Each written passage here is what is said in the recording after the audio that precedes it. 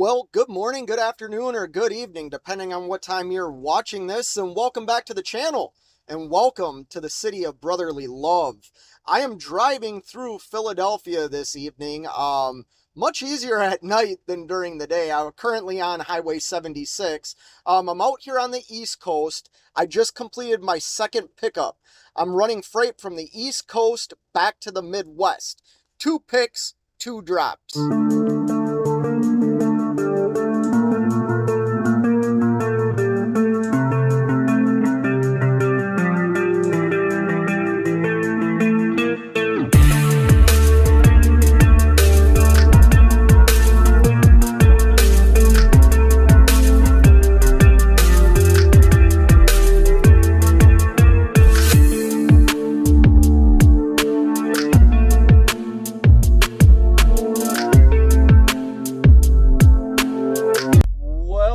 Saturday morning. It's 9:15 a.m. I got my coffee, pre-trip's done. Time for me to fire up the truck, and I have 127 miles to go to reach the Walmart distribution center in Wintersville, Ohio. This is, like I said, 2 picks, 2 drops. My first drop is at 2:30 this afternoon. I'm gonna try and get in another split sleeper. I just finished a 7-hour split sleeper, so I still have I got 6 hours of drive time left. I'm gonna make it to Walmart, and yeah, we'll catch back with y'all later. Well, here I am. I have made it to the Walmart distribution center in Wintersville, Ohio. I'm an hour early. My appointment's at 2:30. It is currently 1:34 right now. Well, they gave me a door right away. I am looking for door 326. I think it's going to be up here and to the right. Watch out for the spotter trucks. They have the right of way. The spotter trucks always have the right of way. Yeah, there's 302, 304, so I need 326. 326. Yeah, it's going to be over here on the right. So my door is actually right on the other side of that Prime trailer, right in between that Prime trailer and Walmart trailer. But I'm going to let K&B finish backing up here before I open my doors, break my seal. Well, I guess I got to break my seal, then open my doors. There's nothing like impatient drivers that have to drive literally right behind your trailer, can't wait 2 minutes while you back up. I had a Prime driver and a Martin Transportation driver, basically drive behind me as I'm trying to back up.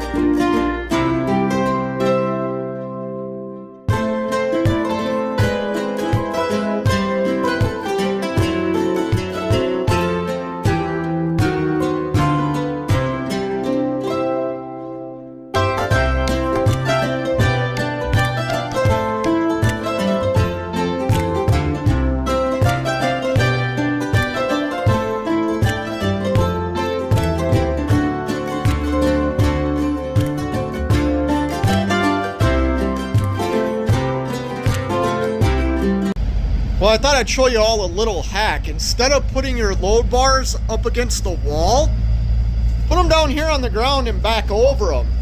The reason I do this now is I used to put them up here against the wall, but I had a driver that was parked next to me like this trailer is, take my load bars. So now I put them on the ground like this. Well, I'm backed into a dock, I'm dollied down, and I'm disconnected. They want you to disconnect from your trailer here at this Walmart. So I did that. Now I'm walking into the receiving office to give them my paperwork. Most of the load is coming here. This load weighs a total of 30,000 pounds, and like 21,000 pounds of that is coming off here at Walmart. So, yeah, should be quick.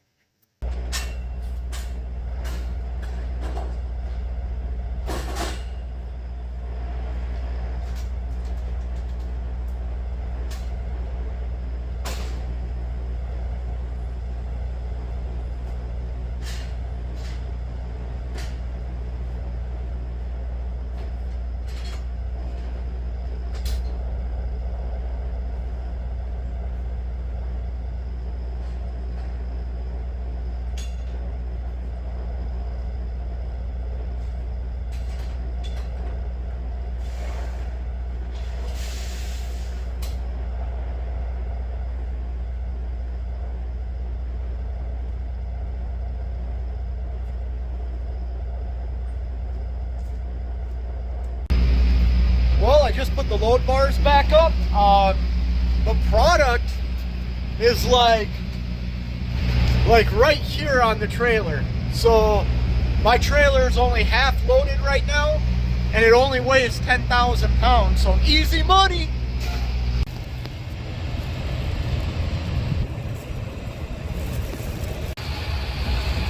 Well, good evening from Upper Sandusky, Ohio. My eyes are watering.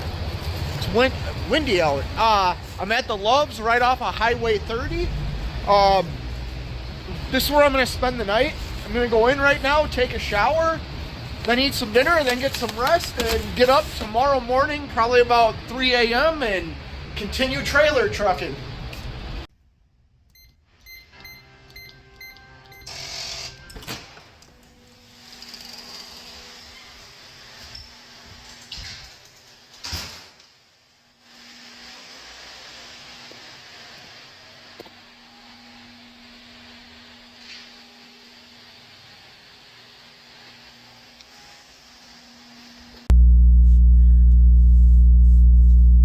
Oh, good morning. Oh, I should turn a light on. The reefer's screaming back there. Sorry if it's loud. It's currently 5:15 a.m. I've been driving, I don't know, maybe 3 hours or something like that, but I did not sleep well at all last night. And I'm exhausted right now. And I've learned over my 25-year career not to fight drowsiness. So I don't deliver until 10 p.m. this evening, and I'm about 2.5 hours away.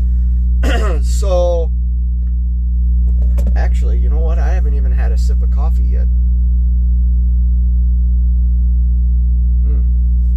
It's still warm. Great thermos here. But anyways, like I was saying, I've learned to not fight drowsiness. You're always better off pulling over, getting some rest, taking a break, getting out, walk around. But like I said, I did not sleep well at all last night. So I think what I'm going to do now is just climb in the bunk, take maybe an hour nap, hour and a half, wake up and see how I feel then. So, yeah, hope you're enjoying this vlog. Make sure you give me a thumbs up. Subscribe to the channel if you haven't already. Follow me on TikTok too, @FateTruckin' on TikTok. So yeah, I'll catch back with you all here in a little bit after I take a nap. Well, good evening. It's 8:25 p.m. I'm here at Gordon Food Services in Kenosha, Wisconsin. And I pulled up to the receiving gate. But I have to park over here in their staging lot. So I have to do a U-turn. Man, that light. Sorry about that. I have to go do a U-turn and park in this staging lot. Well, it's 9:40 p.m. I just got a call to back into door 78 here. This is a closed door facility, so I'm just taking my padlock off right now. Well, you gotta love this. One box left on the truck.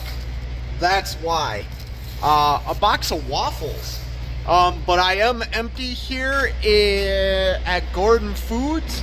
They have you pull out of the dock and park in, it's really not a staging area, it's where they have all their trailers to go up and get your paperwork. And I noticed when I got my paperwork that I had a damaged product on the truck, so I just took a picture of it.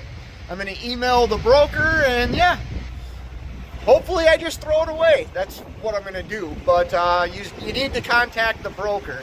So that's what I'm going to do. And then I'm going to get on to my next load, and that's going to end this vlog. I'll kind of break this load down once I get parked here, though.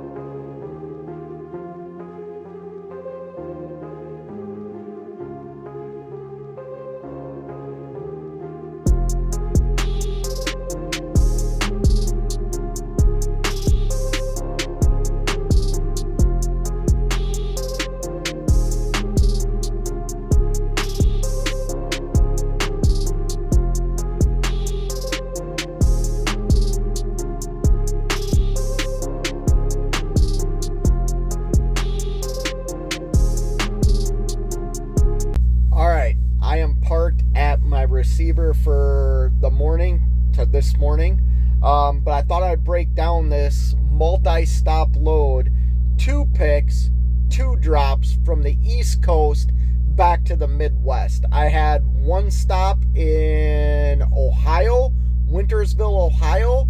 I had a 2nd stop in Kenosha, Wisconsin. This is a broker. It's not really a broker. It's a 3PL company that I am trying to get more freight from out of the East Coast back to the Midwest. They specialize in LTL and reefer or multi-stop freight. This is probably like my fifth time, maybe 6th time hauling freight for them.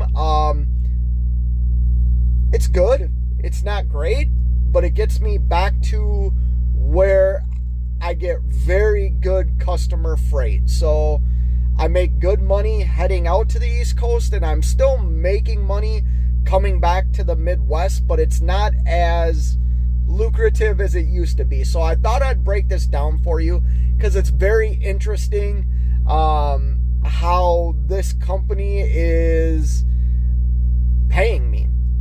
They have it broke down with mileage pay, fuel surcharge, and stop pay. And I broke it all down here for you. Let's start out with the first one. I got paid $1.38 per mile to haul this load.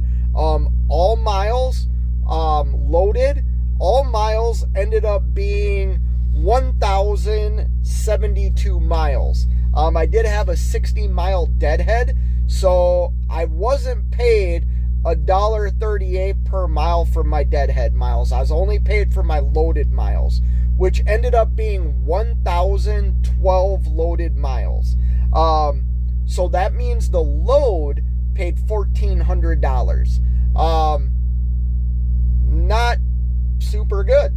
Like, we can agree on that, right? Especially for Friday to Sunday night, but that's better than some of the freight on the East Coast. Trust me, the East Coast getting back to the Midwest isn't great for rate per mile.